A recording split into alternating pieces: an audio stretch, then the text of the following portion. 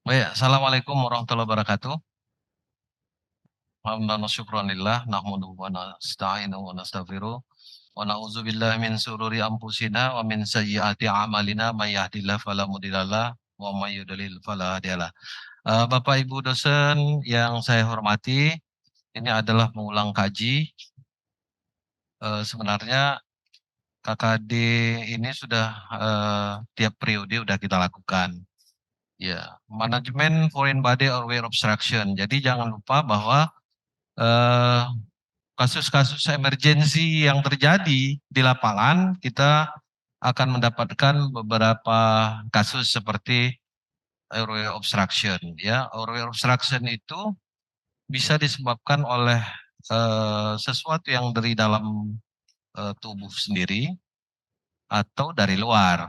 Nah, contoh misalnya kalau yang dari luar ada koin, ada makanan. Ya, kita beberapa kali koin melakukan tindakan ekstirpasi ya, pengambilan benda asing yang sampai di tahap lanjutnya harus dilakukan tindakan anestesi. Ya, contoh orang tua stroke itu pernah melintang apa namanya? tulang ayam.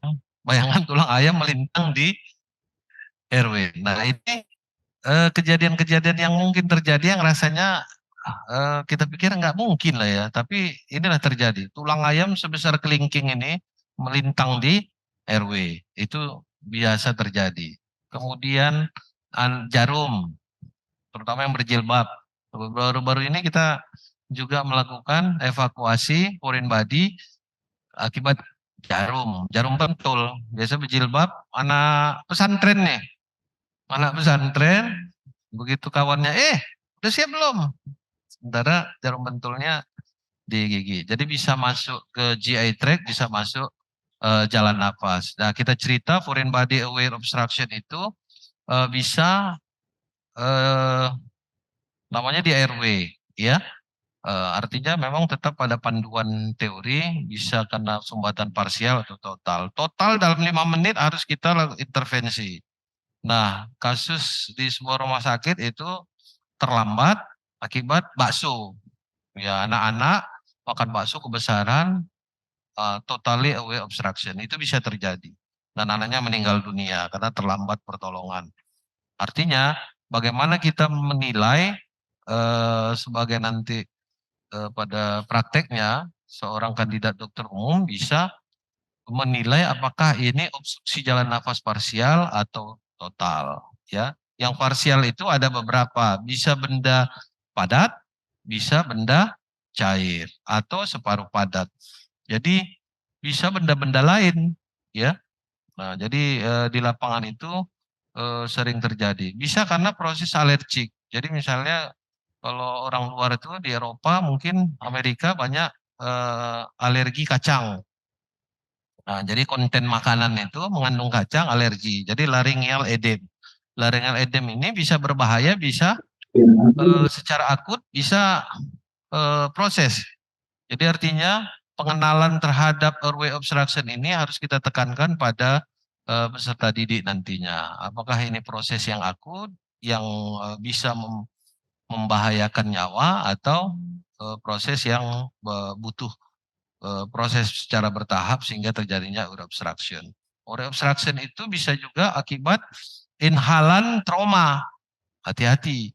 Jadi apalagi di tempat tertutup, ya, di tempat tertutup terjadi ledakan eksplosif, misalnya kompor gas, itu bisa menyebabkan laryngeal edem. Yang ini memang harus dikenali, ya. Sering tidak dikenali, ujung-ujungnya terlambat pertolongan, pasien meninggal dunia. Nah, ini tidak kita harapkan. Artinya dalam clinical emergency situation, seorang dokter itu wajib mengetahui airway obstruction ini, ya. Kalau kita FBAO itu, foreign body aware obstruction, berarti ada benda asing dari luar. Ya, jadi tadi bisa padat, bisa cair. Bisa orang misalnya tidak sadar, orang stroke yang ada gangguan menelan. Nah, itu sering makanan ataupun cairan. Jadi kalau udah suara gargling, itu berarti cairan. Artinya lakukanlah segala daya upaya untuk bisa melakukan pembersihan jalan napas secara aktif, ya. Kalau benda padat atau setengah padat bisa menggunakan device atau tahap awal dengan tangan dulu, 2 jari tangan. Jadi di orofaring kita bisa menjeput. Kalau misal benda itu nampak dan bisa kita ambil, ya dengan alat, boleh dengan sumpit atau di klinik bayonet forceps, ya segala macam. Jadi semua device yang bisa kita gunakanlah untuk mengambil. Yang susah kalau benda padatnya licin, bulat. Nah ini memang agak sulit, ya. Konsep-konsep dari penanganan itu tetap pasien sadar atau tidak. Ya, jadi kalau pasien tidak sadar, kemudian batuknya efektif atau tidak. Kalau batuknya efektif, maka batukkan dulu. Lakukan back blow. Back blow siapa yang jadikan apa? Iki. Iki aja lah, ya kan?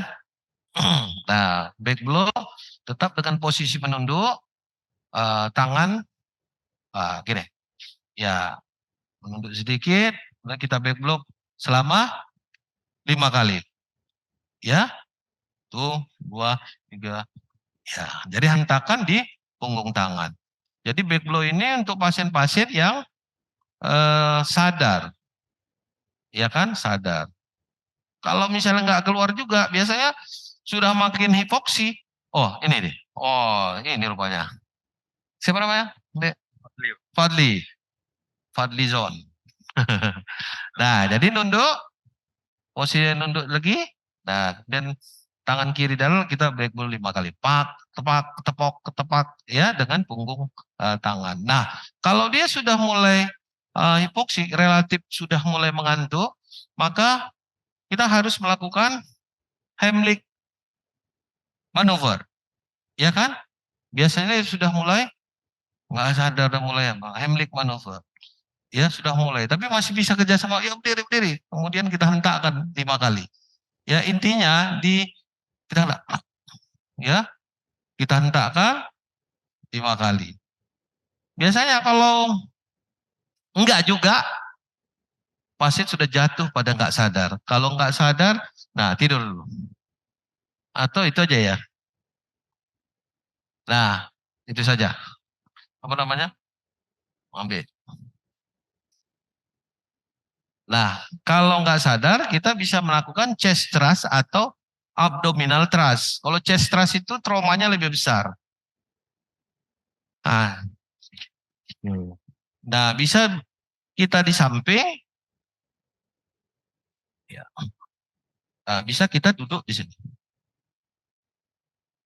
Ya, ya intinya adalah melakukan pendorongan secara tidak langsung ke diafragma agar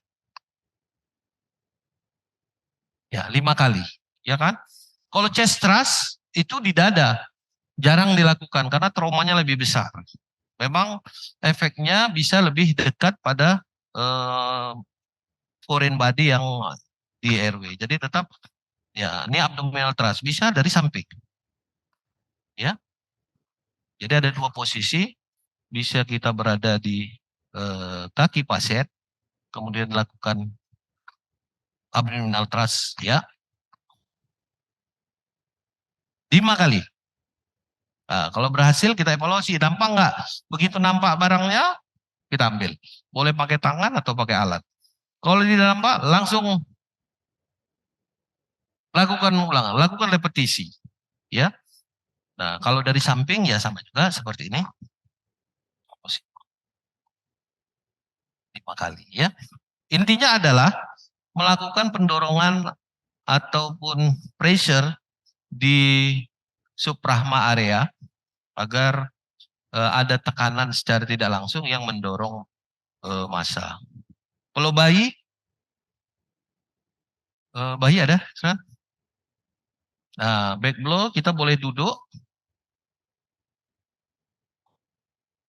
Ya, kalau bayi tetap dengan posisi seperti ini, ya, dengan sedikit mengarah agar secara gravitasi 5 kali ya. Sampai kita evaluasi jalan nafas. Ada masanya atau tidak? Ada benda asingnya atau tidak? Tetap 5 kali. Ya. Jadi ini yang bisa kita lakukan pada bayi-bayi kalau terjadi foreign body airway obstruction. Kalau pasien sadar bisa juga menggunakan, kalau mandiri itu bisa menggunakan kursi. Nah, kursi seperti ini. Nah, jadi ujung kursi. Nah, kita hentakan tidak langsung ke diafragma ini, ke dinding belakang dari kursi ini bisa dipakai untuk melakukan seperti abdominal thrust yang dilakukan orang lain. Jadi kalau kita sendiri, kadang-kadang kita sendiri ini harus diberitahukan juga ke peserta didik bahwa bisa dilakukan secara mandiri. Bagaimana caranya?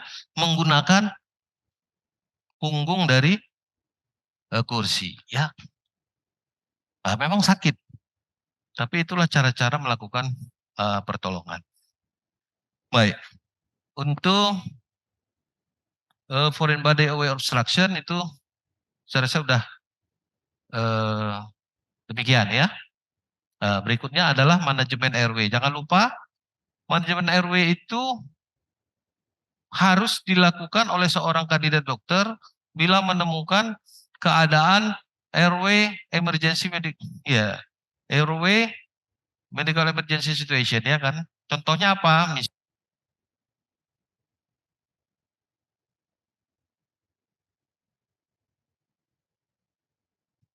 Ya, kalau manajemen airway-nya bagaimana? Jangan lupa prinsip-prinsip dasar. Triple airway maneuver. Ya, head, tail, chin lift, jaw thrust. Tengadahkan kepala, ya kan agar apa? Agar track airway itu strike ya. Agar ventilasi oksigenasi itu apa namanya? Lebih clear ya. Karena track aksis dari airway itu langsung ke paru-paru ya.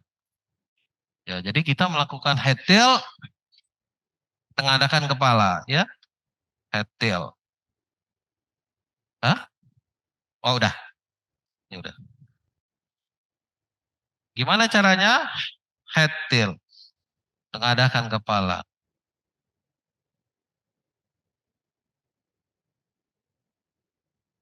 Kita melakukan pembukaan dari rahang bawah. Ya kan? Mandible. Ya kan kita lakukan manipulasi kepada mandibula. Bagaimana caranya? Kelingking di angulus mandibula, kemudian jari kedua di apa namanya? Di rahang bawah ini, kemudian kita majukan rahang bawah itu seperti ini. Ya, ini triple airway maneuver tanpa alat. Yang kedua dengan alat, dengan apa? Dengan mayu. Kita pasang mayu. Nah, masang mayu jangan lupa, jangan begini. Tetap posisinya terbalik, kita putar, kemudian baru masukkan.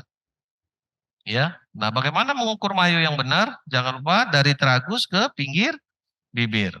Jadi artinya, oh untuk uak ini seperti inilah. Oh cocok. Ya, dari pinggir, dari tragus sampai di pinggir bibir. Jadi jangan kekecilan. Kalau kekecilan akan menyebabkan obstruksi jalan napas. Ya kan? Nah, jangan kita buat salah. Jadi artinya, dok cuma ada yang ini dok, kecil warna hijau. Oh nggak bisa. Bagus kita melakukan triple airway maneuver baru daripada kita menggunakan device yang salah. Ya kan? Ini oropharyngeal airway. Ada nasopharyngeal. Nasopharyngeal, oh nggak ada Isran. Nasopharyngeal itu masukkan dari nasal. Kadang-kadang mulutnya terkatup. Mulut terkatup, kita nggak bisa melakukan apa-apa. Apalagi dia kejang. Nah, stiffness. Nggak bisa. Gimana nih? Kita melakukan jaw thrust nggak bisa. Paling head tilt chin lift. Nah, kita dapat memberi nasopharyngeal airway device. Jadi masukkan dari hidung, dia lembut, silikon, artinya kalau ventilasi, oksigenasi sudah clear, pasien ini bisa selamat. Karena jangan lupa, waktu kita time limitnya cuma 5 menit. Golden period untuk pasien obstruksi jalan nafas total itu 5 menit, hati-hati. Jangan sampai hipoksia yang terjadi berlama-lama akan menyebabkan gangguan yang berat pada pasien ini datang. Nah, ini yang perlu disampaikan kepada adik-adik kita peserta didik. Oke, berikutnya kita melakukan kalau Google sudah, ya kan, kayak Mayo udah, nasopharyngeal device sudah. Berikutnya adalah kita mengenali bahwa pasien ini jatuh kepada distress pernapasan. Kalau distress pernapasan terjadi, maka tindakan selanjutnya adalah melakukan intubasi, ya kan? Intubasi. Nah, intubasi juga sudah biasa kita lakukan. Ya, yang penting persiapan pasien, persiapan alat dan bahan. Persiapan pasiennya ya pasiennya disiapkan dengan benar di tempat yang benar. Jangan nanti contoh ini sering terjadi di lapangan. Tempat tidur headrestnya itu belum dibuka. Nah, kita waktu melakukan ventilasi oksigenasi susah. Ya kan? Ini terjadi. Kemudian back valve mask-nya disiapkan dengan bagus. Nomor yang sesuai. Contohnya emasnya itu harus sesuai. Dewasa nomor 3, nomor 4. Anak-anak bisa nomor 2. Bayi bisa nomor 0, 02 atau 03. Jadi device yang tepat ini akan memberi outcome pasien baik atau tidak. Kadang-kadang ambu, biasa kita panggil ambu ya, back valve mask. Jadi back valve mask. Jadi biasakan kita jangan memberi, ini ambu, siapkan ambunya. Ambu itu merek, macam kita naik apa, naik Honda. Kalau naik Yamaha Mio ya. Gitu juga, begitu juga ini. Kita jangan memberi pengajaran yang sedikit keliru. Siapkan ambu, jangan. Jadi dengan penamaan back valve mask. Jadi ini dia. Ya, inilah backnya, ya kan? Masknya ini. Valve-nya ada di sini, ya kan? Ini dari dia BVM. Jadi kita bilang kami memberikan ventilasi oksigenasi dengan BVM 15 liter per menit. Nah, artinya memang harus begitulah penamaan yang relatif baik untuk melakukan resusitasi. Jadi nggak ada dengan ambu. Ini kebetulan mereknya, oh nggak ada merek.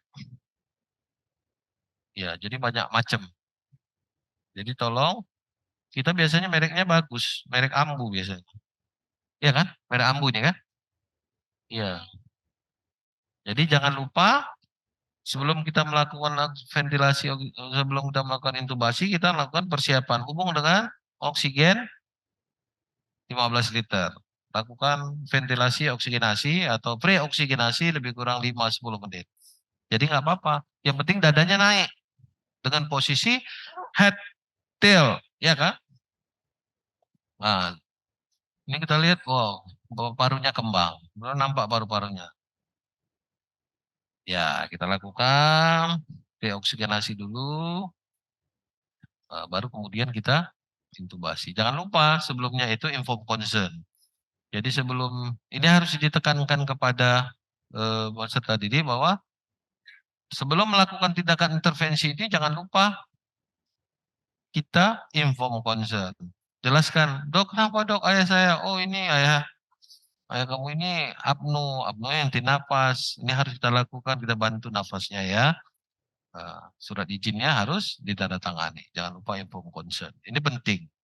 Karena jangan sampai, nah di lapangan kadang-kadang keluarga terlalu lama mengambil keputusan. Itu masukkan concern untuk penolakan sementara. Penolakan sementara itu bukan artinya kita tinggalkan pasiennya. Artinya kalau terjadi sesuatu pada pasien ini, kita sudah terdinding secara hukum. Nah, karena banyak yang kadang-kadang keluarga ini gara-gara dokter pasang ini mamaku meninggal. Hmm. Jangan lupa ini adalah untuk life saving, ini untuk menyelamatkan nyawa. Itu jangan lupa, ya. Sering di lapangan seperti itu.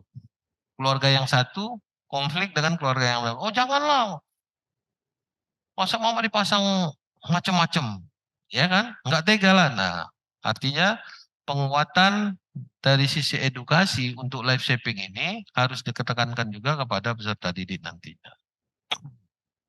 Ya, intubasi kita siapkan nomor yang sesuai, ya. Kalau dewasa itu nomor 7 untuk perempuan, untuk laki-laki nomor 7,5 Indonesia. Kalau bule itu 7,5 nomor 8. Jadi setelah kita melakukan preoksigenasi, baru kita melakukan intubasi, ya. Intubasi juga laringoskop ini juga bermasalah. Kenapa? Sering tidak disiapkan dengan baik. Plester untuk fiksasi, kemudian ini untuk cuff, ya. Karena kenapa ini diajarkan? Karena menurut SKDI level kompetensinya level kompetensi 4. Tindakan intubasi. Di OSKI memang belum pernah keluar ya, Dep ya. Di OSKI belum pernah keluar ya. Belum pernah keluar karena mungkin agak repot. Tapi dia masuk SKDI level 4. Bukan nggak mungkin nanti karena sudah banyak keluar soal yang sudah sering keluar, bakal dimunculkan. Lakukan intubasi pada persiapan dan intubasi pada pasien. Nah, jangan lupa ambil blade yang nomor sesuai. Ya, dewasa biasanya nomor 3. Kemudian yang curve, ya. Dia ada McIntosh, ada Miller. Kalau ini McIntosh. McIntosh itu blade-nya melengkung. Ada yang Miller, Miller itu blade-nya lurus. Ya, biasanya sering pakai untuk anak. Ya, kalau kita harus familiar semuanya. Bisa pakai yang blade yang lurus atau blade yang bengkok seperti ini. Ini blade yang bengkok. Ya, kemudian kita lakukan manipulasi. Jangan lupa ventilasi oksigenasi itu atau pre-oksigenasi itu 5 sampai 10 menit. Lakukan dulu sampai saturasi naik, kemudian baru kita pasang ya. Kemudian jangan lupa kalau kita sekali-sekali intubasi, kita harus pakai stilet. Harus pakai penuntun. Ya. Ini penuntun. Penuntun untuk ETT. Jadi ini bisa buka, Saudara? Oh, bisa. Bagian nggak bisa dibuka. Jadi bagaimana menggunakan penuntun ini atau stilet? Nah, jangan lupa ini perlu trik yang benar ya diajarkan.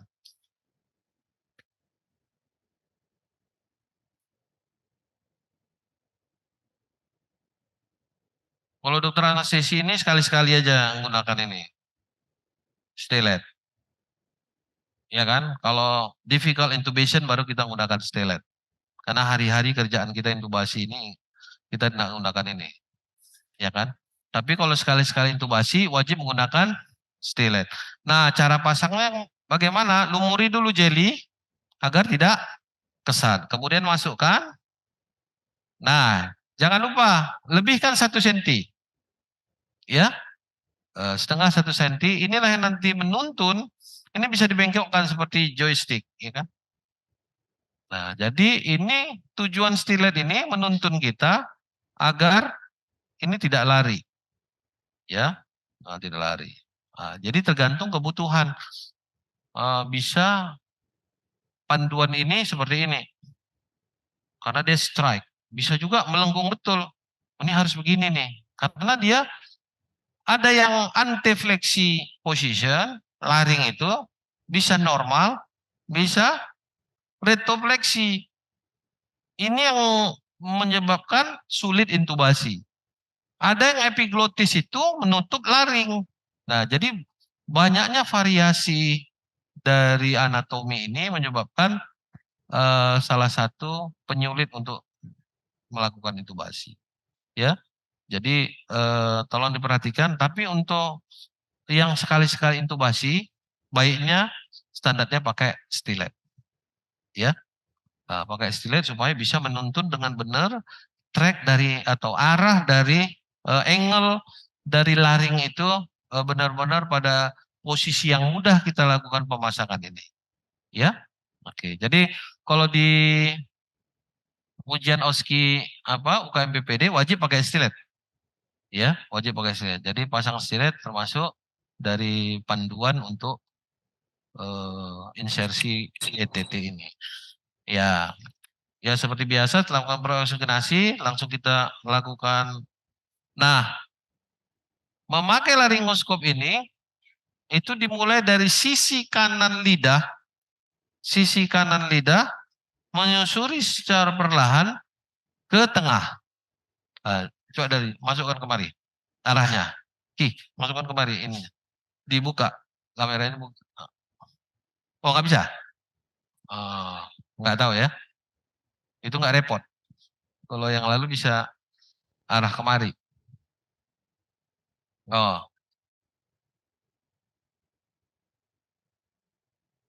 nggak bisa lagi.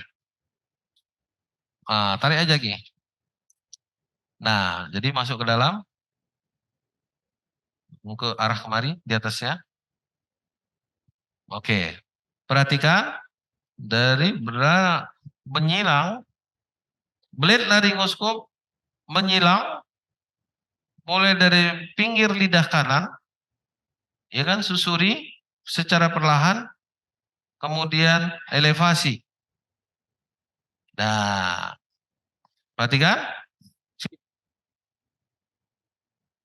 Enggak nampak. Dari sini saudara.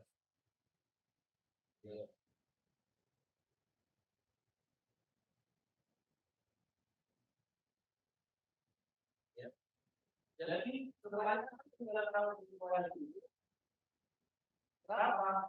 karena blade laryngoskop berada di tengah lidah. Itu agak sulit. Ya. Jadi perhatikan, ini triknya. Masukkan perlahan blade dari sisi kanan. Kemudian bagian dari distal blade itu mengungkit ke arah tengah. Ya, sehingga nampak dari sini. Nampak nggak? Kurang, kurang, ya kurang fokus, kurang. Ya, enggak dapat. Coba serang. Nah, nampak plika vokalis?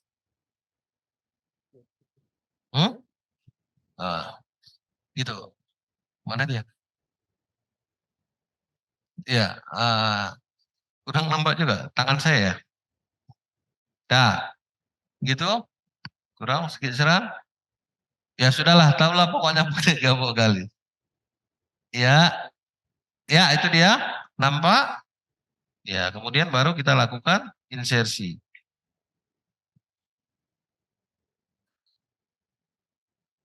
Oke, kita susuri blade-nya. Sebenarnya, kalau kita benar, maka blade itu sudah mengarah ke, kalau kita susuri lengkungan ini, itu sudah masih benar. Jadi kita sebenarnya nggak nengok-nengok pun nggak apa-apa. Sebenarnya kita ikuti aja blade ini karena ujungnya adalah depan laring. Ya, ini tujuannya blade ini untuk mengikuti lengkuk dari agar nggak salah. Ya, dah kemudian dah cukup. Ya, kemudian kita tes pakai stetoskop, ya paru-parunya ngembang. Kemudian setelah ngembang, pakai stetoskop kita mengecek apakah ini masuk atau tidak. Untuk cek masuknya adalah di apex paru. Untuk mengukur kedalaman, tidak kedalaman ataupun di posisi yang benar, idealnya dia di depan karina. Ya, sambil kita cek di apex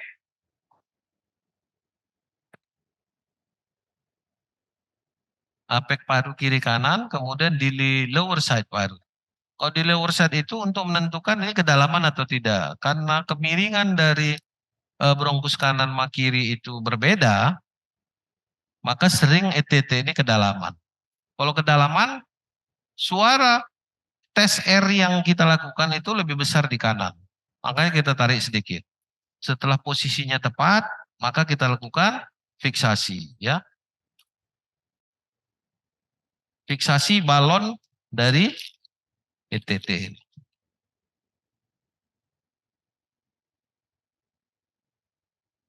Oke, setelah kita fiksasi, maka kita plester.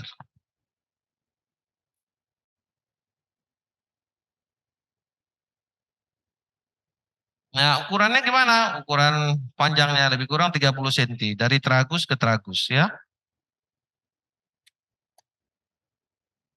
Lakukan fiksasi dengan benar agar ETT ini terfiksir dengan baik, ya.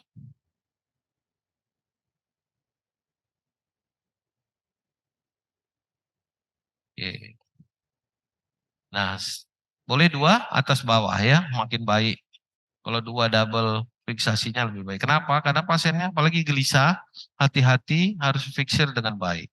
Kemudian kita cek ulang, oh suara napasnya bagus. Saturasi naik. Artinya intubasi kita itu sudah kita lakukan dengan baik dan benar. Saya rasa demikian untuk topik ini. Kalau ada pertanyaan, silakan.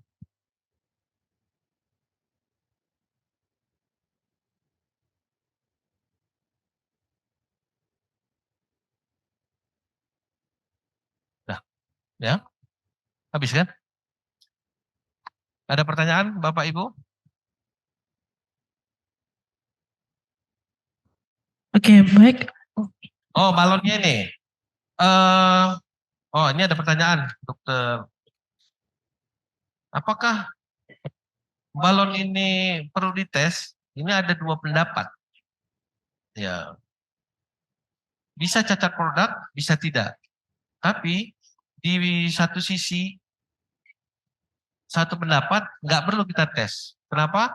Karena biasanya device-device ini udah melewati quality control yang baik, ya kan? Di satu sisi ada juga yang berpendapat ya tes dulu lah. Agar apa? Agar kita memastikan ini cuff-nya bocor atau enggak, balonnya bocor atau enggak. Nah, dia ada dua tipe, ya. Ada yang kalau seperti ini high volume, low pressure. Ya, kalau balon yang seperti ini. High volume, low pressure. Trauma di trakea itu lebih kecil. Tapi untuk maintain di airway-nya relatif lebih potensi terjadinya aspirasi, ya, gastric content aspiration itu lebih besar. Ada yang high pressure, low volume. High pressure dan low volume itu balon ini seperti ban. Jadi dia pressure-nya tinggi. Pressure tinggi artinya memfiksir di trakea itu lebih ketat ya.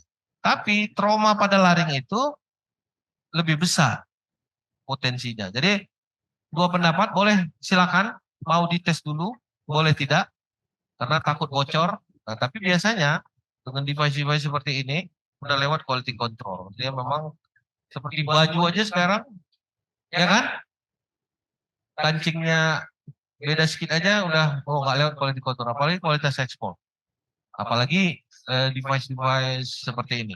Device seperti ini dari sekian tahun saya sebagai dokter anestesi kayaknya belum pernah ada yang bocor. Kalau bocor itu kita yang membuat. Kenapa? Angle dari gigi ini bisa jadi trauma pada saat kita memasang. Ada gigi orang seperti gigi apa gergaji, ya kan? Apalagi orang tua ada ompong. Nah, jadi waktu kita memasukkan ini terkena giginya sehingga bocor. Seperti biasanya seperti itu. Ya, sementara ini sekian tahun belum pernah lah ini bocor. Kalau yang dari pabrik ya, dari pabrikan yang sudah ada. Baik, terima kasih.